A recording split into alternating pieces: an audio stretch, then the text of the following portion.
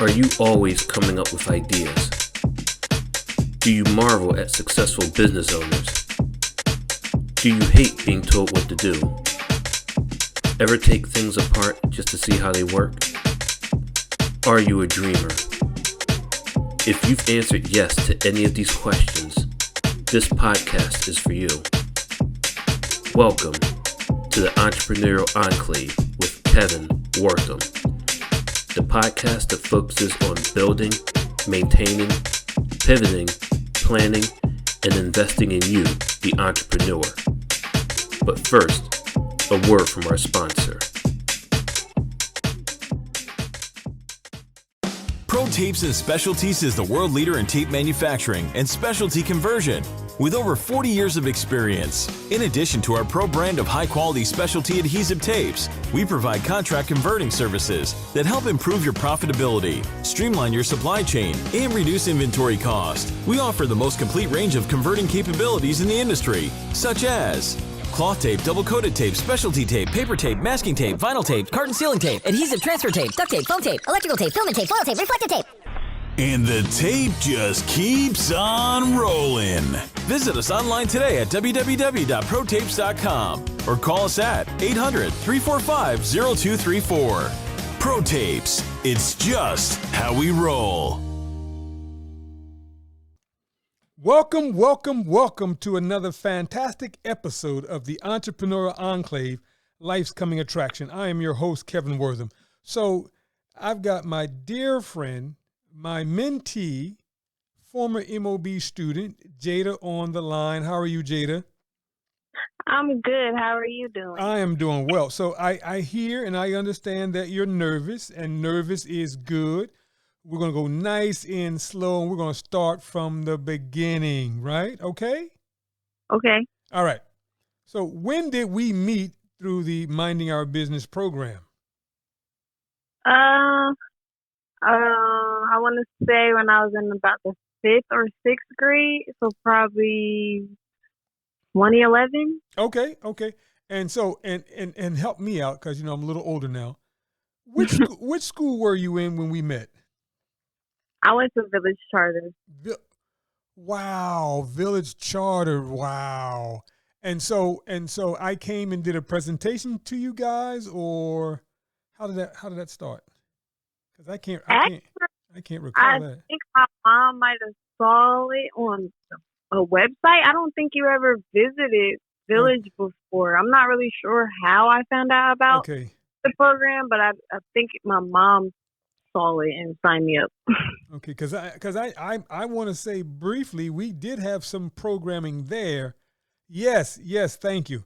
We did have some programming there, and I do recall coming there one day or a few days to pass out applications. Okay, thank you. Yes. All right. So we meet at the Village Charter School. You start the program. What did you think about the program? Was it strange? Were you nervous about participating in the program, or you knew deep down that you wanted to be an entrepreneur and this was something for you? I always knew that I wanted to be an entrepreneur. I think that's why as soon as I brought it home to my mom, she was like, yes, you're doing this. We all already knew that I was going to be an entrepreneur. I always told her, like, I don't want to work for anybody else. So she already knew that would be good for me. And I already knew I was nervous about starting it because I knew that I always wanted to have my own business, but I didn't know what I wanted to do or what I wanted to sell and how the program was going to work. I just knew that it was at a college and I was only in the 5th grade. So I didn't know what I was getting myself into, but I was excited and ready. Awesome. So let's fast forward real quick, and then we'll come back. Okay. You and I reconnect about a year or two ago? Yes. And I think you were just graduating. And then, What business did you start? So when I graduated in December of 2020. Yes. And we reconnected around that time. The business that I started was real estate. So I decided to get my real estate license so that I can help first-time home buyers get their dream house or their beginner house. I love it. And so what made you go into real estate? So actually, my dad always like flipped houses since I was younger, and I always thought it was really interesting. So once I graduated, I couldn't find a job because I didn't get to intern because it was COVID time. So Yes. he was just like, "Why won't you try to get your real estate license?" And I was like, "That is such a good idea," since I've always been so interested in flipping houses and things like that. So I just started studying, and then I got my license and got right into it. Wow. I love it. I love it. So now let's go back. So we're going through the program while you were in minding our business. What was the little business that you started at that time? In minding out my own business, I did. So I had a cooking business, which Okay. I ran with my whole family. So we had jerk chicken, and we made like specialized juices and things like that. Wow. Wow. Because one of the things that I loved about the program was although the students were the actual participants, it was the parents and the family that was also learning something about themselves, about their continued interest, but they got a lot of support, right? And Yes. and and I tell you, it is nothing better than having a child interested in something, in terms of building sustainable communities, right? Sustainable Mhm. communities, right? So how long were you in the program? I think I was in the program for 1 or 2 years. I think it was only 1 year No, actually. no. Can't you know what, Jada, I'm thinking 2 years because every time I look at those pictures, I'm thinking that had to be over 2 years. I think it was one, but it might have been two because, Okay. like I said, I think I was a fifth in the sixth grade. Okay. So it was either between those times or that's when I actually was in it. But it was the fifth and sixth grade, and I loved it. And I always tell people about it to get their kids involved in it because it was literally one of the best programs I was in when I was little. Yeah. Now the downside to the program was I wanted there to be a continuation of a program, meaning that you started in the fifth or sixth grade, and we had you guys all the way up until 12th grade, but we were just a middle school program at that time, Hmm. and just recently, I say in the past 5 6 years, we started to move up to where we've been working with high school students, and recently I've done some programming with COVID with adults, and some of the adults have been former parents of some of our students. And it has been going well. So we're also looking to do an adult program for former students and parents and the like, starting in January at some point. And you and I had talked about that. So I'm working out all the details to get that together. I think that's a good idea. Like Yeah. I told you before, like it was so beneficial when I was younger, but I feel like I didn't get to fully grasp everything. But now that Yes. I'm older and I'm trying to start my own business and run my own business, is more beneficial to know it as an adult as well, maybe for a refresher Thank or you. just to help, like just elevate. Like I feel like for grown, like older people, it Yes. will be better to elevate what you're already doing. Like as Yes. a child, it's like your first time actually doing it and experiencing it. But as life goes on and you grow up, I feel like it'll be more beneficial to people who are actually living it. Yes. Now one of the things I recall about you, Jada, and I'm probably going to get this all wrong. You enjoyed when we had free time. You enjoyed playing basketball, correct? Yes, Okay. And so I think when you went to high school, were you playing basketball in high school? yes. Okay. So Tell us about that. I've been playing basketball for a long time. Yes. Majority of my life, I actually played in college as well on the Okay. intramural team, just club basketball and everything. And yes, that is my outlet to stress and everything. I have been basketball team since I was probably like 10. Okay. Okay. What have been some of the interesting lessons that you've learned from or while playing basketball that have been like transferable skills?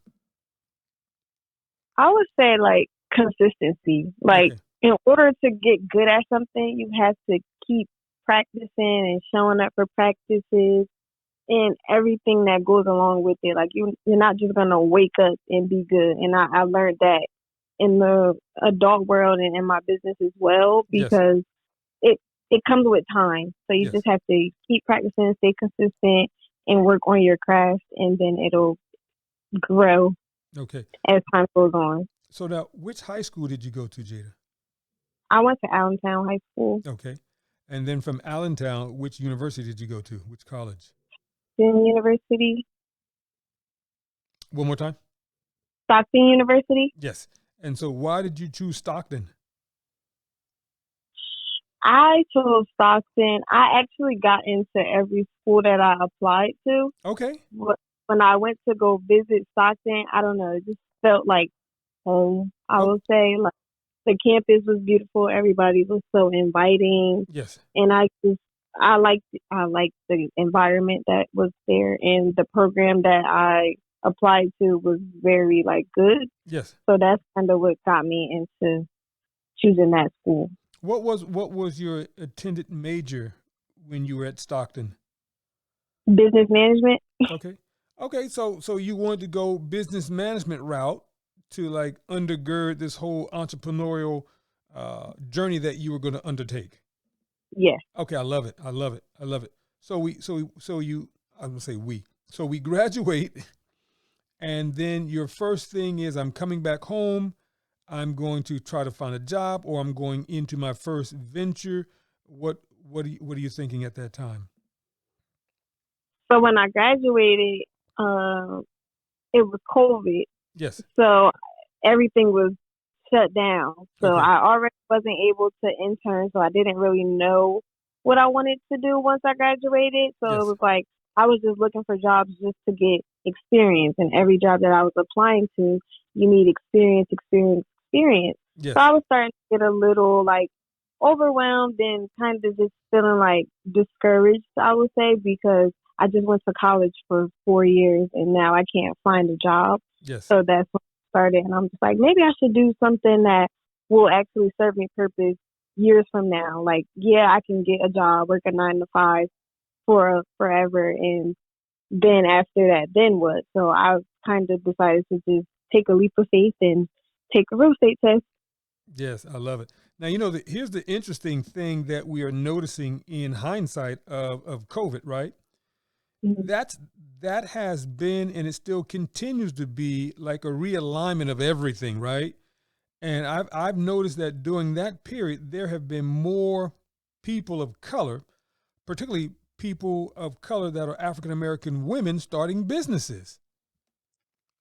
And I'm like, this is what's up, right? Because that is the only way to really control your own destiny and to really think about charting the course for your journey. Would you agree to that?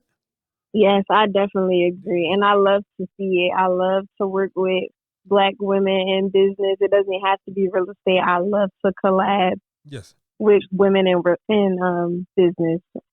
Now, when you're doing the real estate, what is your area? You do commercial, you do residential. What do you do? I do residential. Do residential, and you are licensed throughout the state. But do you have a particular area that you like to be in, or network around, or help people sell houses from? I would say most of my business comes from the South and Central Jersey area, but I am open to all areas. Yes, and But so I'm thinking now that at some point, right, you're going to get into maybe becoming a broker. yes, that is my goal. Yes, I love it. I love it. I love it. Okay. So Jada, let's stop right here and let's tell everybody how they can reach you if they're interested in finding out more about you and having you help them buy or sell a house. Let's give them that information, please. So my social media platforms, my Instagram is your realtor SV 2 underscores. My TikTok is the same, and I could be reached via email or via cell phone. If you're interested in buying a house, you can just email me or call me, and we could set up a free consultation and speak more about real estate. Yes. Now I messed up. And I apologize. I wanted to in the beginning, as I was introducing you, I wanted to thank you and give you a shout out, right? Because we did the Minding Our Business block party back in, what was that, August? It's like the last, was it the last Wednesday or last Thursday in August? Yes. And we had not done that in a while. We had never done it, and it was fantastic, right? And Yes. so you had introduced me to Akia Brown. Yes. And since that time, Akia and I, we've been working together. She has been, she came on board to do some of the PR and handle that whole managerial side of social media for me. And we have been really tearing things up. So again, I thank you for putting us in touch with one another. So Akia, shout out to you, and my apologies that we didn't do that early on in the beginning of the episode. So are you feeling a little bit more comfortable now? Yes. Okay. I'm still nervous. You're still nervous, but Jada, you're doing well though. You're doing well. So you want to start all over again? Did we miss anything? I don't think we missed anything. Okay. Is there anything you want to add?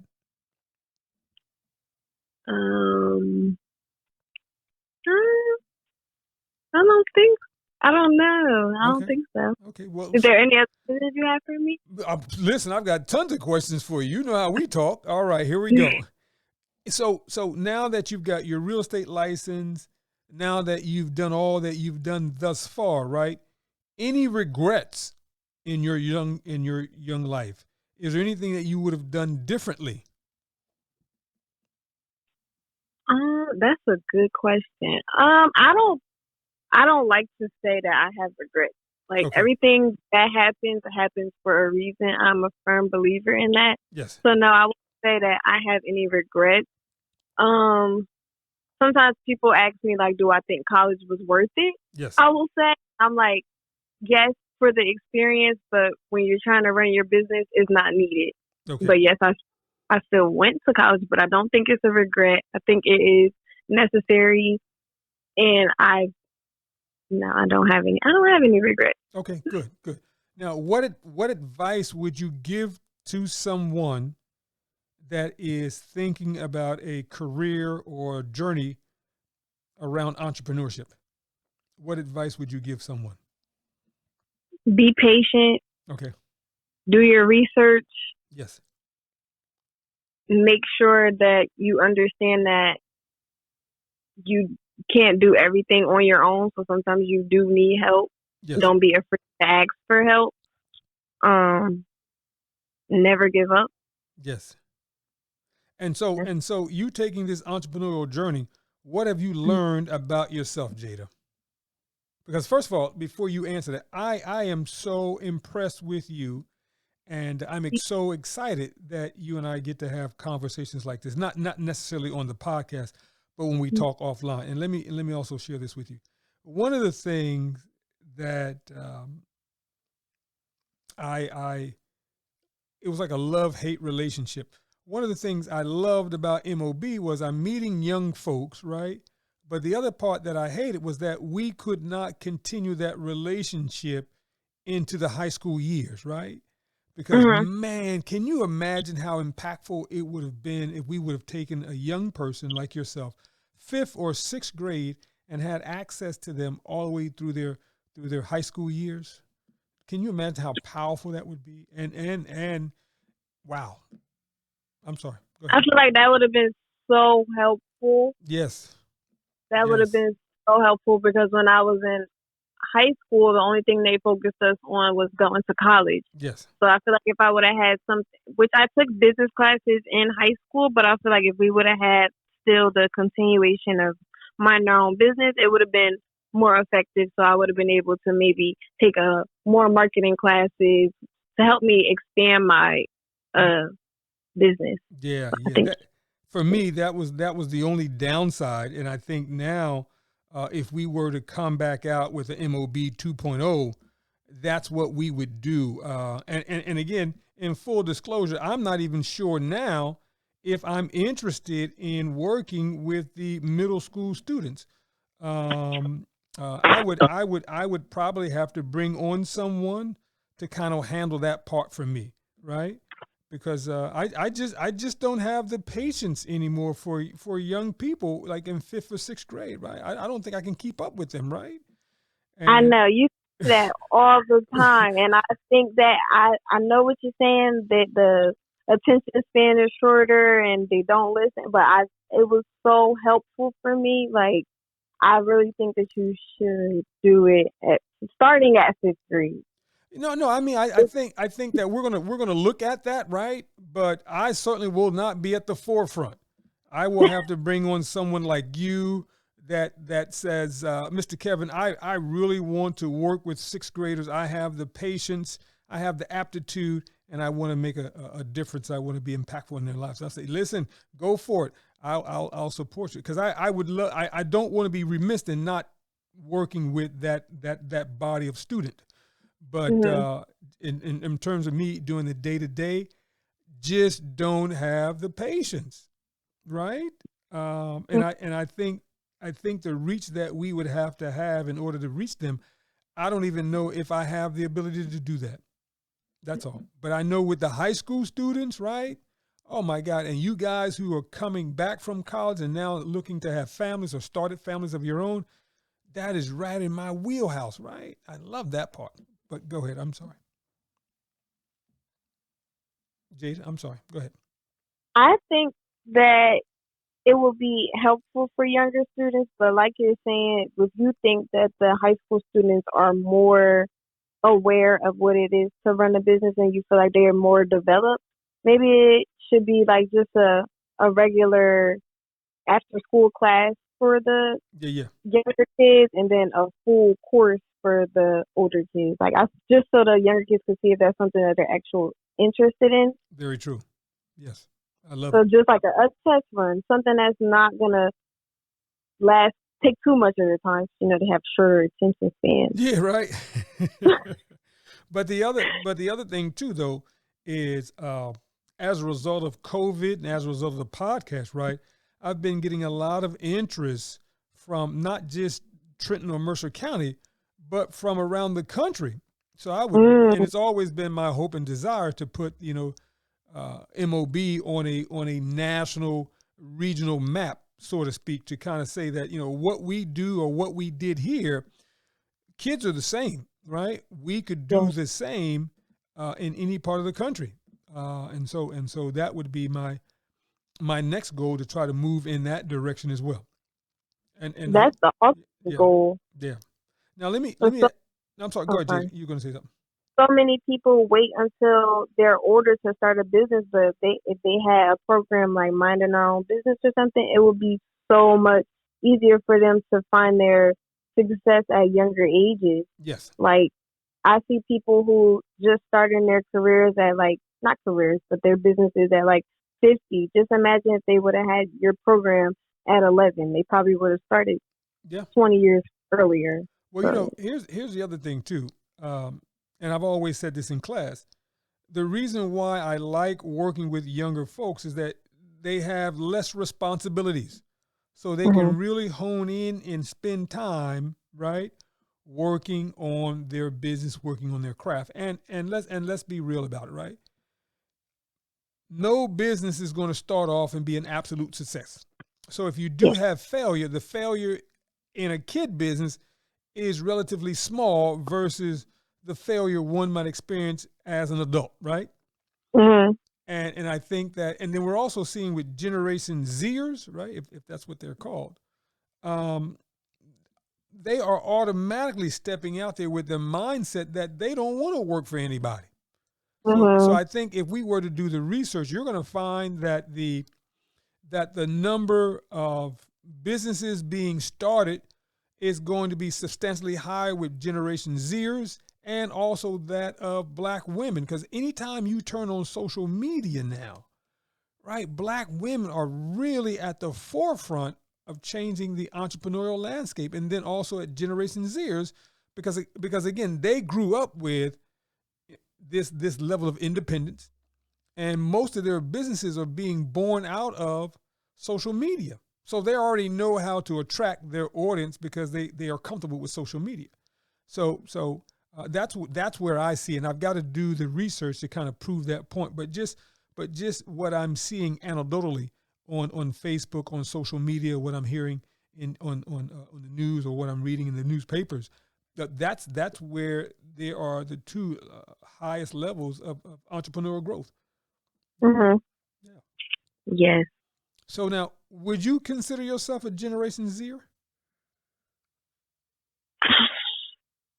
I want to say yes and no Okay. because Okay. I just feel like this generation that I'm in, I wasn't raised that way. Like, not saying that they're raised in a different way, but like my mindset was always to help others and be for the people, our people. Got I you. feel like that is a big thing that's happening right now, but for the younger kids, they don't really make themselves as aware. Okay. So it's like, I feel like I'm more on the older side of the Uh, Gen Z. okay. Like, so like I'm trying to educate, like for example, like my younger sister, she's 15, Yes. and she looks at things like, oh, somebody else will do it. So like I feel like the part of the Gen Zers need like a leadership role. I don't know. Okay. I don't guess I am considered a Gen Zer compared to what the internet says, but I would more so side with the millennials. Okay. Okay. Fair enough. Fair enough. And I find though is that with the Generation Z's, a lot of you guys, right? If you see something and you want it, that's what you do. There is no waiting. There's no discussion. We move in that direction, right? So I love that about the Generation Z's. The other thing too is you guys certainly know how to galvanize and champion a cause, right? Because Mhm. again, you are familiar with social media. When I was coming along, the internet was just starting, right? Mhm. Social media in terms of AOL, and it was just starting, right? So we still had to go face to face. A lot of Generation Zers don't know that part, right? They don't know Yeah. about face to face selling. They don't know about face to face engagement because it's all through Instagram or TikTok. And so for them to get in front of a live audience, a live group of people, that for some of them is a challenge because they have not had to do that yet. Yeah, see, that's why I say, like, I feel like I'm on both sides Yes. because in that aspect, I most definitely rather meet you in person than on social media. And I'm also not big on social media, and you're probably going to ask me a question about this, but I would say that that's like one of my weaknesses with my business because Yes. I don't really like, for my personal, I don't care how people perceive me, but I have to bring that into my business. Like, yes, I need to post more and be more active. So it's been like a challenge because, yeah, a lot of Gen Zers are all about social media and things like that. But like, for me, I'm not. Like, I don't really look for social media for validation. Yeah. So, No. yeah. I get that and I understand that. And me as a knucklehead, I'm on social media for various reasons. One, because of the program, but then also us old folks, we like to keep in contact with everybody. Hmm. But I still have some folks that they have social media accounts, but they may check it maybe once a month, right? Hmm. Just to say that they have a space in the social media atmosphere, but they're not active as well. So now 5 years now, Jada, where are we with your business? Where are we 5 years from now? 5 years from now, I'm hoping to be very successful in just kind of creating my own type of, not brokerage or a team or group. Just when I open up a brokerage, I would love to help new agents. Yes. It won't be like just all agents. It'll be for new agents because I like for people to learn step by step what's needed in real estate because it's not easy. Yes. So I would like to start like a coaching program for that Okay. and just like kind of expand. Like I would like to have my license in more states. I would like to have some properties, just build my portfolio Yes. and things like that. Wow, I love it. I love it. So now, based on your business and based on your age, what challenges are you having within your industry? I would say the challenges that I'm having is a lot of people my age are not looking for a house right now. Got you. So I just turned 24 last month. I don't know a lot of 24 years old that know where they even want to be in the next 3 years. Like some people want to move out of state and things like that, let alone the biggest purchase of their life being a house, to buy a house. So like I would say for me, one of my biggest challenges finding my audience Yes. and also being taken serious at my age Yes. and being a woman in the industry, because real estate is like a white older man industry. Is it? It is. What? So wait, stop for a sec. Now you might be right, but like when I'm looking at social media, particularly in the Mercer County area, South Jersey area, I'm seeing sisters, women of color, they seem to be dominating that whole area. So I don't, but again, most of them that I see where the domination is taking place, it's where they have their own real estate license and or they have their own brokerage firm. Mm-hmm. Now, when you start talking about the bigger boys, yes, they still dominate the industry. They are white. Yeah. Mm-hmm. You know, So it's hard. No, go ahead. I'm sorry. It's kind of like you have to stand out because a lot of people are getting their real estate license. A lot of people are doing the same thing that you're doing. So you kind of have to stand out, find your audience, find people who are going to stay with you and be consistent and loyal, because sometimes clients check out other agents. So the market is very competitive. Yes. So you just have to like stay consistent. And sometimes I get discouraged, and sometimes I'm like, did I really want to do this? But I always think back to it like you were born to be an entrepreneur. So just keep pushing, keep your eyes on the prize. Yes. Now, one of the things I'm gonna tell you, and perhaps you can relate to that because I can relate to you. So during the pandemic, right, everybody was stuck in the house. There was this huge movement towards podcasting. Mm-hmm.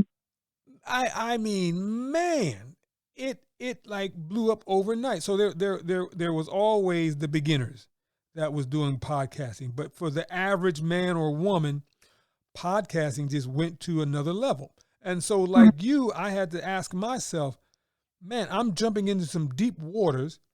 How do I stand out? And so you've got to spend money, you've got to get a sponsor, and you've got to really have some reliable content, right? And with you, it's got to be consistency. So I understand, because I'm seeing that in the 3 years, right, since I've been doing podcasting, I've seen the numbers jump really high, and then I've seen the numbers go really low now. They're starting to dip again because people are saying, man, I got into it because it was something fun, but I didn't think about how to make this a business or how to make this sustainable, right? And so I'm finding ways to make this sustainable. And so like you, I want to be around for the long haul, right?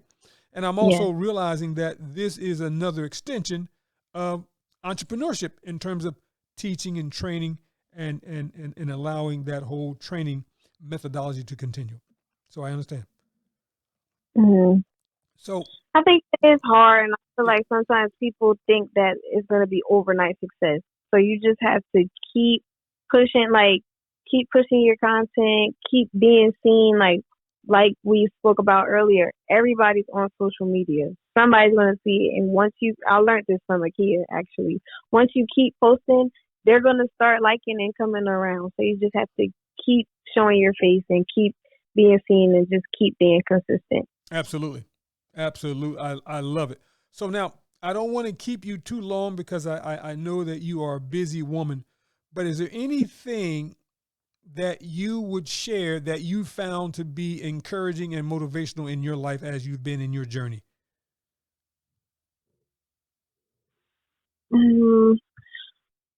I would this was a quote that was on my graduation cap of high school. Yes. So I would like to share that because it always sticks with me and always resonates with me. So nothing worth having comes easy. So that's like I would say my motto, because if you really want something bad enough, it's not going to be easy. We all know that entrepreneurship isn't easy. Working for yourself isn't easy. So like just keeping that in your head and having a mindset that we know it's not going to be easy, but the reward is so much greater.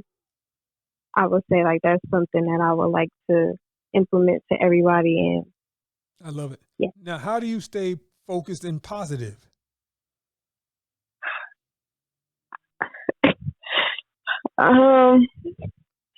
I would say I stay focused and positive by like I journal a lot. Okay. I manifest a lot. I write my goals are my lock screen to my phone. Like I just try to keep a positive mindset, because if you put negativity in the atmosphere, it's bound to happen. Yes. So I just like to relieve stress by listening to music. I just always try to stay positive, even in my real life outside of business. Like, so I just, that it used to be basketball, but I retired that. Wait. You too young to retire, right? You can still play pickup games, can't you? No. I got injured. Okay. So I hung up my jersey in 2020 when I graduated. I hung up my jersey. But I mean, you don't like to go to the courts and just shoot around? I haven't. I would, but I haven't. Okay. Well, I mean, we've got to find another way for you to release your stress, right? Yes. And to stay competitive, right? Yeah, I just picked up one of my old not habits, but one of my old hobbies. Yes. My friend actually took me to a sip and paint for my birthday a few weeks ago, and I just decided to invest in a sketchbook so I could start doing art again. I actually got into Allentown's art program. Yes. So I've always been into art, and that's also another way that I take my mind off of things. So like you said, I am pretty busy. Yeah, no, but I love that. And the interesting thing is that you're in a good space, right? Because one of the things that I there's not too many things I love about Trenton, right? Mm-hmm. But one of the things that I do love about Trenton, it has a wonderful, wonderful, ever expanding art community. Mm-hmm. And so, because I really think that if Trenton is going to be revitalized, it's going to be around the art community, the art culture, right? And there's a lot of programming that you can get involved in. And who knows, 6 months or a year from now, we can have a small showing of some of your artwork. That would be, I never thought of that. Like displaying my art. Uh-huh. I never thought of displaying my art. I'm looking at my pieces right now. I was looking around my room like, yeah, I drew all of this. Yeah. And I never really display it or sell it. It's just a way that I kind of express myself. Understood. But I'm just saying that becomes another avenue, and Trenton is really attracting artists literally from around the world, right? So I really think that the driving force to revitalization for Trenton is going to be the art community, art culture. And they're always doing programming and art shows and workshops that I think you would be wonderful to be a part of, right? And I just had a crazy idea. Wouldn't it be nice that when you sold a house, you gave the owners of the house an original artwork for their house? Yes. What? So I never thought of that. And then the artwork would appreciate. So it's almost like you're paying them. That is true. That would like be, a house. That would be crazy, right? Yes. You know, the artwork appreciates at $10, $20, $30, $40, $100,000, you know. Oh, but I might need it. Yeah. Jada, are you yes. good? Are you good with everything? I am. the Gen Zer part, that kind of caught me off guard. Okay. I don't know if Okay. you could put that part in there because I don't think No, yeah. no, it's okay. It's okay. But I mean, you're not as nervous now, are you? No, Okay. So what I'm I'm going like for the next question. okay. I have no more questions, right? I have no Oh, more questions. This is good. But what I want to do though, I'm not Jen. What I want to do, Jada, is I want to always welcome you to the platform. You're always welcome to be on the platform. I'm always encouraged by you, and we're going to stay connected. So is that okay? of course. Okay. Now, do you want to end the podcast with any final notes, any final thoughts, any final shout outs? I'm gonna give a shout out to you. Shout out to you, Mr. Kevin, for always trying to motivate me and keep me positive and making sure that I'm staying true to my word. Like, even though when I graduated, the goal was to get a job, you always told me, like, that's not what you always wanted to do. So keep following your dreams. So Yes. I'm still following my dream, and I thank you for that, and I thank you for the program every day. I'm so grateful for that program and everybody that was in it. I love how you had people that were closer to our age in there to come talk to us and everything. I also want to give a shout out to my family who helped me with my journey in my now business, because without them, I probably would have got really overwhelmed because I wasn't able to cook. Understood. As they say in church, amen. Huh? Yeah. Jada, Yeah. listen, I love you. Thank you for your kind and humble words. I'm honored. So listen, let's stay connected, right? Let's keep talking offline, and hopefully in the new year, right, we can do this adult entrepreneurial program to kind of revamp people's thoughts and desires to follow their entrepreneurial path. Yes. Yes. Thank you for having me. Listen, the platform is always open to you. So if you want to come back out and talk about what's new, what's going on, and hey, even come back to talk about your flourishing art career now, your art business. Okay. Okay, that didn't sound enthusiastic. Yeah, I mean, I've been doing art for a long time. That's Yes. like my hidden talent no one knows about. So, but Well, now we got to dust off some of those paintings and let's put it out for showcasing. yeah, that would be wonderful. That's another revenue stream for you, right? Yes, my goal is to have 7 streams of income. There you go, right? There you go. What was that third? Is that the third one or the second one now? Well, that would be the 4th one. The fourth one, okay. I have 3 so far. So Okay. I'm trying to get to 5 by next year. Okay. Yeah, So, yeah. let's work on that, Jada. So one more time, Jada, give everyone your contact information as to how they can follow you and stay connected with you via real estate. I can be reached at Your Realtor Bestie 2 underscores on Instagram and TikTok. Facebook, Jada Phillips Realtor, my page. And via email, jadaphillips@kw.com. And also my number. Okay, gotcha. But I need to say that. No, we will. When you send me your bio and your headshot, Okay. your number and your email and your Instagram accounts, your social media accounts will be all in the bio, and we will post that as well so they can follow you that way. Okay. All right. Jada, let's talk in text. We'll talk to you soon. Okay. Thank you. You're quite welcome. Bye-bye. Bye-bye. That concludes another episode of The Entrepreneurial Enclave with Kevin Wortham, the podcast that focuses on building, maintaining, pivoting, planning, and investing in you, the entrepreneur. We hope you found this episode informative and enlightening.